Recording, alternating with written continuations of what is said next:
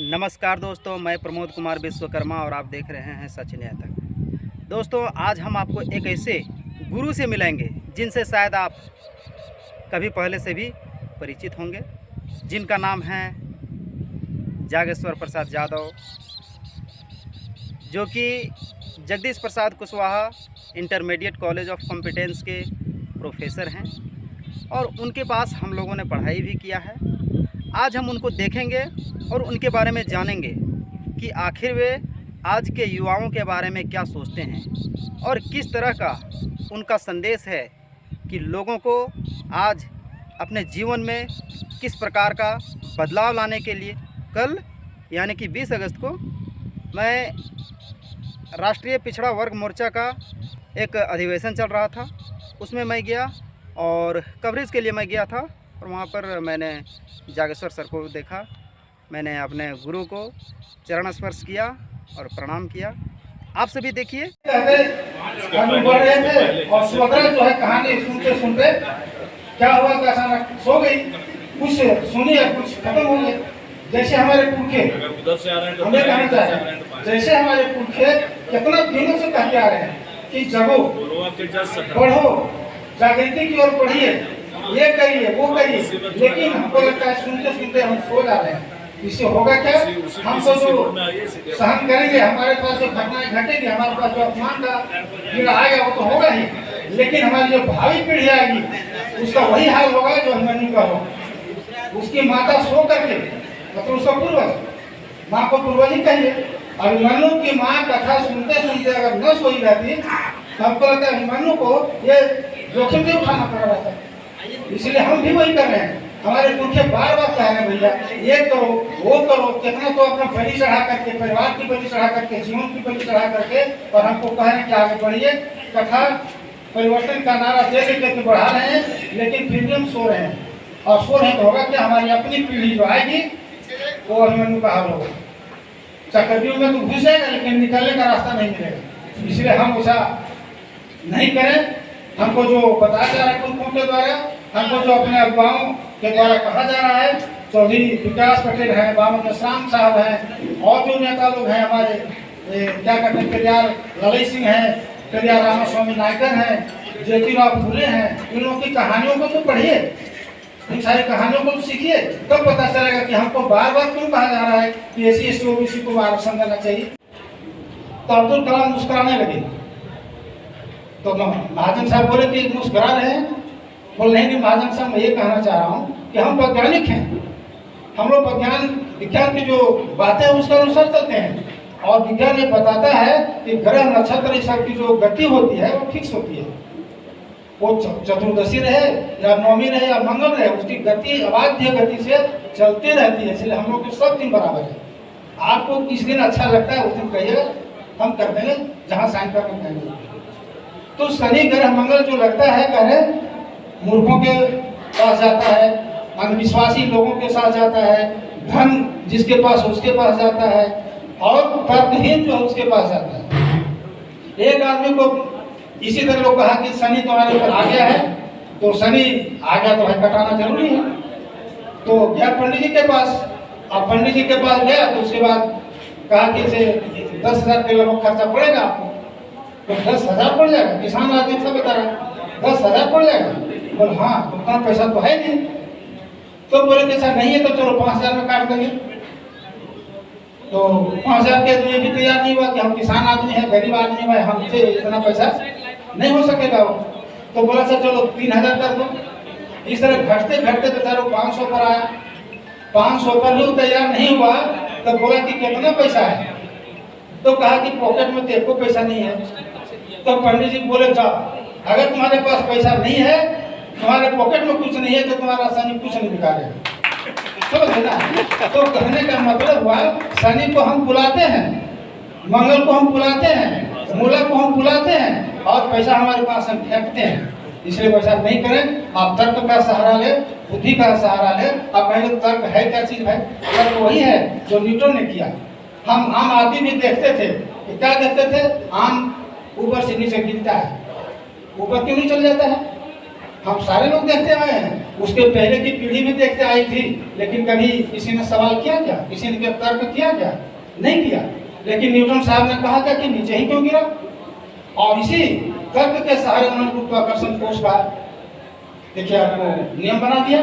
इसके चलते हम बहुत सारे अभी कार्यक्रम चला रहे हैं, बहुत ऐसी मशीनें चल रही, बहुत ऐसे क्या कहते हैं परिवर्तन के साथ में हम प्रगति की ओर बढ़ रहे हैं।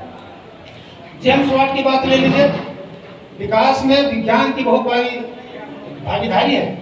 जेम्स वाट की बात ले लीजिए, खाना बना रही है माँ और बच्चा सामने खड़ा है और ढक्कन जो है ऊपर नीचे हो रहा है, तो हम लोग भी बहुत देखते हैं, हमारी माँ भी खाना बनाती है, हम लोग भी देखते हैं, लेकिन सवाल तो नहीं किए।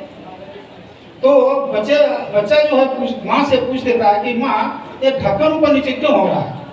तो माँ बेचारी उस वक्त पढ़ी लिखी तो थी नहीं, हमारे जमाने में भी और कम पढ़ी लिखी थी, है ना। बहुत बढ़िया समय है जो अभी की महिलाएं पढ़े लिखे हैं, ले करके आ रहे हैं, संगठन में आ रहे हैं, वो तो खुशी की बात है। लेकिन उसमें पढ़ाई लिखाई के लिए तो मुसीबत थी। हम लोग एमएससी कर रहे थे, उसमें लगता है केरला और नेपाल की लड़कियां 2 ही मात्र थी, 65 की 75 लड़कों में 2 लड़की, और वही झारखंड के बोली।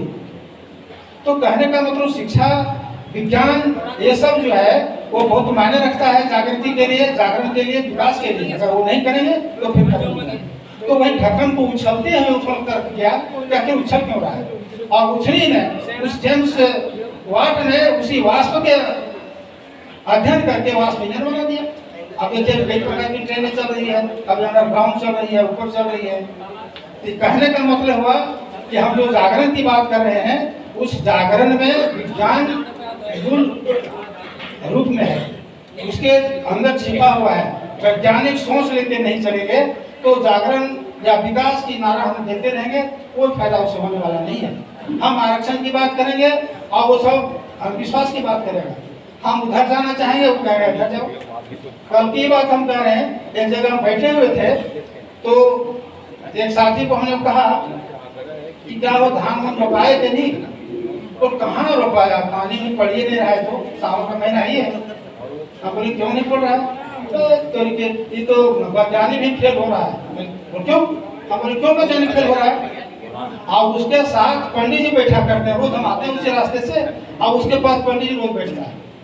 तो वो पंडित जी देखा कि मेरा पतरा जब फेल हो रहा है तो इस बात को ले जाकर के विज्ञान पर डालते रहा है। और हमारा आदमी तो रट्टूमल है, उसको जो कान में दे दीजिए वही बोलते रहेगा, प्रचार करते रहेगा। फेल हो रहा है उसका पतरा, और कह रहा है वैज्ञानिक फेल हो रहा है। हम बोले कैसे वैज्ञानिक फेल हो रहा है? तो बोलते ऐसा बात नहीं हो सकता। वो कह रहा है कि झारखंड में बहुत जोर बारिश होगी, लेकिन देखिए कुछ नहीं हो रहा। हम बोले आप विज्ञान नहीं पढ़े। विज्ञान की बात हम लोग जानते हैं। मौसम विज्ञान में क्या होता है कि जो कंडीशन जहाँ सुटेबल होता है वर्षा वहीं होगी, और झारखंड में तो होगी ही। आप कहिएगा कि दलदल में गिरेगा, गिरिडीह में गिरेगा, ऐसी बात नहीं है। उसका कंडीशन जहाँ फुलफिल होगा वहाँ गिरेगा ही। इसलिए विज्ञान को आप मत झुठलाइए, वैज्ञानिक चीजों को आप मत हटाइए, वही आपको जान बचाए हुए है। तो ऐसे ऐसे लोगों को डाइवर्ट कर देता है। हमारे लोगों को इस तरह से डाइवर्ट करके कहां से कहां ले जाते हैं कोई ठिकाना नहीं चलता है। एक बार की बात हम कह रहे हैं, देखिए कितना विश्वास हम पड़े रहते हैं, धर्म के नाम पर, जाति के नाम पर, संप्रदाय के नाम पर। हमने कहा कि भाई हमारे बगल में एक गांव है जठा, ये रामनवमी के समय का ये चीज है। तो हुआ क्या कि रामनवमी का झंडा जो है लगता है वो मुस्लिम भाई लोग हैं, उसी के गांव से होकर के घुस गए। और जब घुस गए तो वो सबसे विरोध हो गया। तो विरोध हो गया तो हम बोले कि भैया विरोध में आप क्यों पड़ रहे हैं? जब ताकत बजरंग बली में है, ताकत जब अल्लाह में है, खुदा में है, तो दोनों को घेरा दीजिए वहाँ। वो आप क्यों लड़ रहे हैं? उसको लड़ने के लिए कह दीजिए कि बजरंग बली हमारे दरवाजे से आ रहा है, मस्जिद आपके सामने, उसको घेरा दीजिए। या हमारा मंदिर है, उधर से अल्लाह ताज हुसैन निकलता है, उसको जाके पकड़ने कहीं गट्टा में। ये तो होता नहीं है। गट्टा पकड़ा पकड़ी हम करते हैं, लाठा लाठी हम करते हैं, धक्का मुक्की हम करते हैं। तो यही सब अंधविश्वास है, यही सब तर्क करने की जरूरत है कि हमको किस रास्ते पर चलना है, किस रास्ते को हमको अपनाना है, तब हम जागृति की ओर जाएंगे। और हम अकेले नहीं हैं, हमारे साथ बहुत सारे पुरखे लगे हुए। देखिए वामन विश्राम की कहानी तब जानती होंगी, इनका जो प्रचार प्रसार है, इनका जो कार्यक्रम होता है अच्छी तरह जानते होंगे। चौधरी विकास पटेल सर हैं, ये सब का देखिए ये डॉक्टर लक्ष्मण प्रसाद यादव जी हैं, इस सबका नाम देखिए, पढ़िए, उनका भाषण सुन के देखिए। तो कहने का मतलब हुआ कि अगर हम विकास की बात करते हैं, जागृति की बात करते हैं, आरक्षण की बात करते हैं, तो आपको सावधान होना पड़ेगा कि हमारा जागृति के रोक रहा है, हमारा विकास के बाधित कर रहा है, हमारा आरक्षण कौन तोड़ रहा है, कौन लेके भाग रहा है, और उसी का अगर पालन पोषण करेंगे तो फिर आपका आरक्षण और खत्म होगा नहीं, बल्कि और चलते रहेगा। आरक्षण आपको मिलने वाला नहीं है। पहले दूसरे को आरक्षण, अपने शत्रु का जो आप आवाभगत कर रहे हैं, सम्मान कर रहे हैं, उसको पहले भगाइए, उसको आरक्षण देना बंद करिए, उससे आप जो शोषण हो रहा है उसको बंद करिए, तब आपका आरक्षण मिलेगा, उसे नहीं होगा। और इन्हीं बातों के साथ मैं कहूँगा कि आप विकास की बात करें तो विज्ञान को भी लेके चलें, और विज्ञान को लेके चले तो तर्क को लेके चले। बिना तर्क का कोई फर्क नहीं पड़ेगा, बिना तर्क का कोई फर्क नहीं पड़ेगा। और मैं इन्हीं चंद शब्दों के साथ मैं अपनी बात को खत्म करता हूँ। जय भीम, जय मूल निवासी, जय भारत।